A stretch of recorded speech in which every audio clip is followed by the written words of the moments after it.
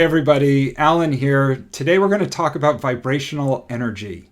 The journey of the soul actually through many iterations and many incarnations is to constantly be seeking to raise their vibrational energy. And whether you realize it or not, everything you do, literally everything you do on a day-to-day basis, the choices you make are either raising your vibrational energy or lowering it. And that runs on a few levels. The most apparent, of course, are your actions, but even your thoughts and feelings and the intentionality around it, all of that is likewise affecting your vibrational energy. And if we think about moving back to source or back to creator or enhancing this journey, the name of the game is to be in the highest vibrational state possible. With a high vibrational state, we're also invoking the laws of attraction, which is bringing in others that are in a high vibrational state into our space. It gives us the maximum potential to fully live into that which is intended for this incarnation.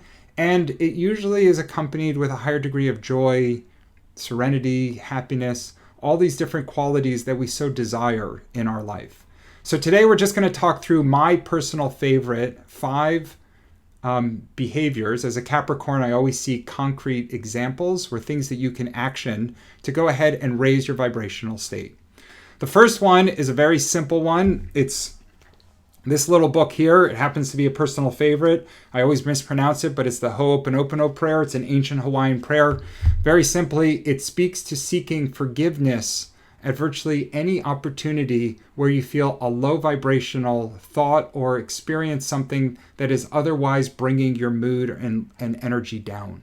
So judgment, criticism, can be judgment of self or criticism of self, certainly judgment, criticism of others, conflict, any type of past event that you're still beating yourself up over.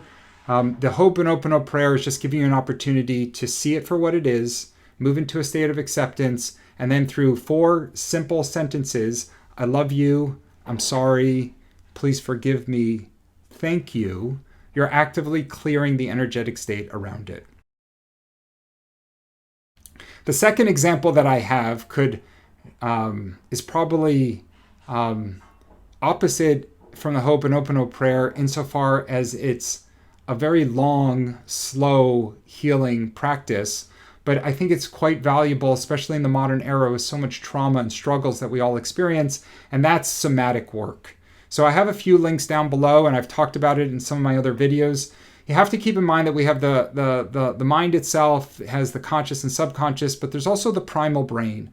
And the primal brain, or the nervous system, oftentimes you hear the word somatic, it's actually referring to the soma, which is at the cellular level. Believe it or not, if you've experienced trauma, and sometimes there's ancestral trauma, sometimes it's past life trauma, but even in this incarnation, inevitably any event that you had, which was more than you could process or handle at the time, has a high likelihood of leaving some type of traumatic imprint on your being.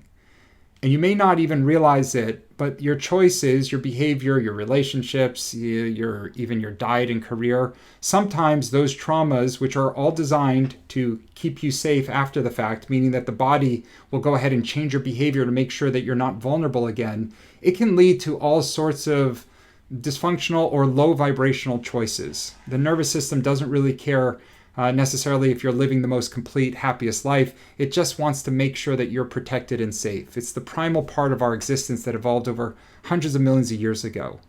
And insofar as the conscious mind can't get access to it, you have to do somatic work, which oftentimes is guided meditation and tapping, to literally go ahead and rewire the nervous system to allow some of these traumas to come out.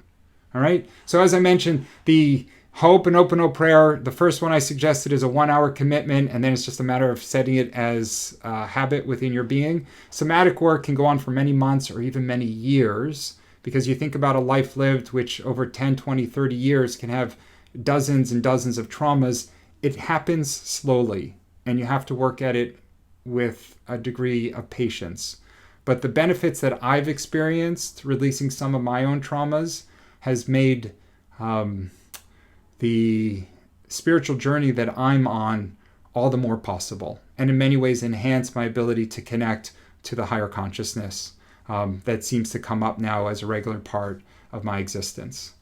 The third one that I'm going to mention, this is actually probably the most intuitive and also the most controversial one because there's so much contradiction in modern society, and that is eat real food. Like, no two ways about it. There's so much junk, processed food, chemicals, pesticides, herbicides. The meats are full of steroids. Like, you don't even want to look half the time at how the food is being manufactured and what's going into your body. The more toxic food you ingest, the lower the vibrational energy of the body, and vice versa. The more high density nutrition, the more pure nutrition that you bring into your system, the higher your physical being, or the higher the vibrational level of the physical form. And so the easiest way to do this is just eat God's food. And when people say, well, should that be vegan? Should that be omnivore? Should that be pescatarian? What does that look like? To be frank, you want your plate to be disproportionately fruits, vegetables, nuts, seeds, berries. And then if you're going to have grains, let them be really non-refined, so whole grains, so steamed brown rice, for example, or some quinoa. And then if you're into meat, you're just going to eat the cleanest, most organic, grass-fed, happiest meat sources possible, right? The pain that those animals suffer when they're factory farmed is going to somehow, some way, is going to make its way onto your plate. You just want to avoid it however you can. So once again, look at the food that you're about to put in your mouth and ask a simple question. Is this God's diet? Meaning, how close am I to the source by which it's been created? And if it's far away from it because it's been manufactured many times over or can sit on your shelf for weeks or months and not go bad, in all likelihood, you don't want to be putting it in your body. The fourth item that I have for raising your vibrational energy, to be frank, this one for some people is automatic, for other people not so much, is acts of kindness. And that is, throughout your day, there's always going to be opportunities to be helpful, to give up a seat on a bus, to help somebody down the stairs with a piece of luggage. Things like that can become just automatic in your composition where you seek them out. And some people already do it. Other people need to get into the habit of doing it. To take an act of kindness one step further is to actually start your day knowing the people that are in your space and say, what can I do to actually enhance their day? How can I exhibit some act of kindness? So somebody has a favorite food or somebody is struggling with an illness, you call them, you send them a card, you just exhibit compassion. You look for opportunities to extend yourself to be kind. And remarkably, the greater your disposition towards kindness, the more you're likely to help support the needs, whether they be emotional or practical, of others, the higher your vibrational energy gets. And it becomes somewhat infectious. The people around you will naturally start to expect and understand your kindness and feel your kindness. And oftentimes they're going to respond with kindness of their own. If they're simply consuming your kindness and don't have kindness to give, it usually means it's because they're struggling or suffering in their own right. There's no need to keep score around this. The act of kindness is in isolation, just an act of kindness, not with the expectation of what you can receive. So seek opportunities to be kind and then just applaud or cherish those opportunities and whomever you can help along the way. The fifth and final item, which speaks to probably it's a prerequisite in almost any spiritual journey, but certainly is one that I know has helped in my journey tremendously, is stillness. And in the modern era, it's more important than ever before is to find stillness. And what does stillness look like? Well, it's different for everybody, right? There's many ways up the mountain. And so we all get to choose what techniques work best for us. For me personally, it's my daily meditation practice, which admittedly sometimes isn't daily, although sometimes it's actually more than once a day.